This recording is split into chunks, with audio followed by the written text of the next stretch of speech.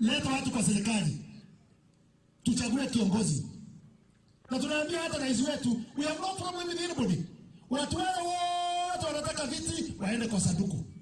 Sasa sisi tunafanya kitu ya nini? Si waende kwa sanduku. Nani ataamua? Si nyinyi? Kwani Uhuru hakuomba kura? Si aliomba kura?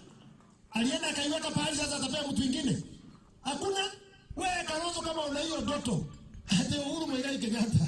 Na mimi nashindwa.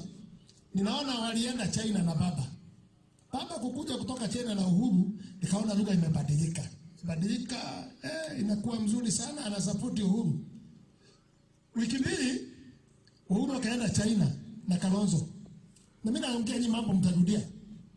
Kalonzo kufika akasema, mimi nitakuwa mtu wa mkono ya Uhuru, mimi kura yangu itapewa Uhuru, mimi nitakuwa spana boy ya Uhuru. Shame on you. Then be a spana boy. Don't call yourself a leader of this country. Sisi tunataka Kenya moja, nchi moja.